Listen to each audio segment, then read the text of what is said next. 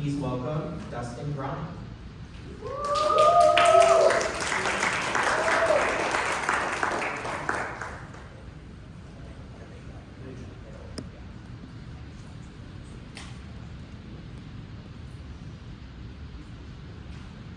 All right, good evening. Great to be with you all tonight. My name is Dustin James Krein, and I'm excited to be with you to tell you my story.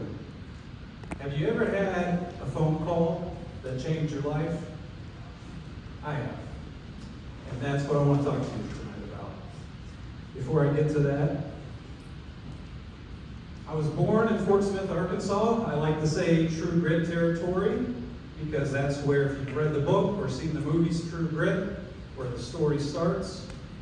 I was born the day after Christmas, 1984, in Fort Smith, and I grew up in a small town just next to it called Van Buren, Arkansas.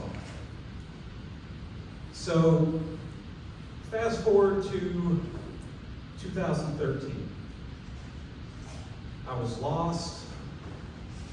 Depression, self-destruction, self-doubt were taking a toll, and I knew my life needed to go into a different direction. I did not know what that meant. I didn't know what it looked like, but I knew enough to know I've got to go try to be of service to somebody else. I knew that much. So I was living in Fayetteville, Arkansas at the time, and a mentor of mine told me that his daughter was doing something called AmeriCorps in Little Rock, serving at-risk youth. And that really appealed to me at the time, because I was looking at the Peace Corps, I was looking at Teach for America. I'd always, at this time, I'm 28 years old. I had always had a job since I was 16. I had a college degree, had great parents, was an only child. They always emphasized education. My dad is one of 12. He grew up in the Midwest in Iowa. My mom, one of 3, the oldest. She had me when she was 19. And they never had a college education. So they always emphasized, go to school, make good grades, go to college, right? So a very common tale. And I was always a very good student, but I got off track. And I knew enough to know that, and that I was not living up to the potential of who I was meant to be. So when I applied to AmeriCorps in September 2013, I applied to many different places in Arkansas. This man right here is who I got the phone call from that changed my life. This is Sanford Tollett, Executive Director of Joseph Pfeiffer Kiwanis Camp in Little Rock, Arkansas, and he's going to retire this year, in his 50th year doing this. This is his wife, Pinky Martin Tollett. If there's a heaven and these folks don't have a first-class ticket to it, I don't know who does. That's the kind of people we have here. Mr. Tollett has been recognized by the White House as a champion of change by the Obama administration, and the accolades go on and on. He called me after seeing my application and said, Dustin, are you sure you want to do this work? These kids are not always going to like you. It was a program called the Alternative Classroom Experience that partnered with the local school district, had students come out of the school, recommended by a counselor or social worker, would come out to the camp for 5 weeks at a time, catch them up on the 3 R's, take them camping once a week, team building skills, and me and another counselor, we had 10 boys at a time. And we woke up, we stayed in the cabin with them, took them to class, took them camping. So we're talking 15, 16-hour days, a residential experience. You were home, you did not leave. So I did that for 2 years full time. And here's kind of an overview of that. So everything that I talk about in my career starts with Pfeiffer Camp. So he called me, we talked on that Friday, right? He said, you sure you want to do this? And I told him yes, and I told him why. And he said, all right, I'm going to call you back on Monday, and we're going to talk again. called me back on Monday. He said, what do you think? And I said, let's do it. He said, all right, you got the job. When can you be here? I said, Friday. So, got everything together, drove from Fayetteville, Arkansas to Little Rock. At this time, I had never been to Little Rock. Went to Little Rock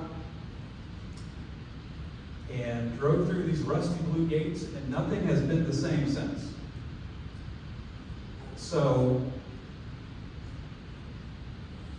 Sanford went to Little Rock Central High School. He was the first black drum major at the University of Arkansas. And so, just his spirit and who he is as a person and his leadership continues to impact me in a profound way. And I'm still in touch with these good people. And so through that experience, I was able to do AmeriCorps for 2 years full time, earn education award to go back to school, to graduate school in Little Rock, get my master's in school counseling, which is what I thought I was going to do. So I felt called to do that. This was also where I don't want to go too far down this road, but it's important. This is where I read the Gospels for the first time. So I went down that road and felt called to be baptized. So you can see here, I play guitar and I've done that for 20 years, so I love doing that, and it was great to be able to do that there. And that always got you a lot of credibility with kids, right? So that was just a win-win all the way around. And I played guitar in the folk choir where I attended, and so in many, many ways, this experience means a lot to me. I'm starting a side business called Jesus Was a Camper that's inspired by this time, that's aiming to build out educational products and try to take everything they taught me and put it together. And it's called that because one day Sanford said to me, you know, Dustin, Jesus was a camper, and it just stopped me. And I had never heard anybody before or since say that to me. And I write songs as well. I said, I have to write a song called Jesus Was a Camper. And so now there's a children's book called that, and we're going on and on with that. So, as I went to get my master's, got that done, went on, and life you make plans, right? So I had this plan that I was going to finish this master's degree. I was doing AmeriCorps in the summers, working at University of Arkansas Little Rock, and I went and did a study abroad program in China for 10 days in the spring of 2017. I thought I was going to go teach English in China. I actually had a contract to go do all of that. And I was working my last term of AmeriCorps in Vermont, had finished the master's program, and again, life has a way. So I got another phone call that changed my life, and an opportunity to come work at USF in community engagement presented itself. So I came down here in August 2017 and just dived right in. And so a big part of my story is going outside my comfort zone. That's part of why I wanted to do this tonight, is to push myself. And so much of my story is wrapped up into just doing things I hadn't done before.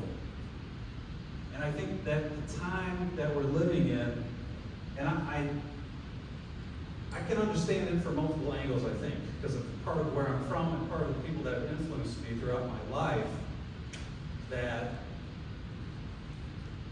there are certainly reasons to be worried right now in the country in many ways, and at the same time, I have this strange, perhaps naive sense of optimism.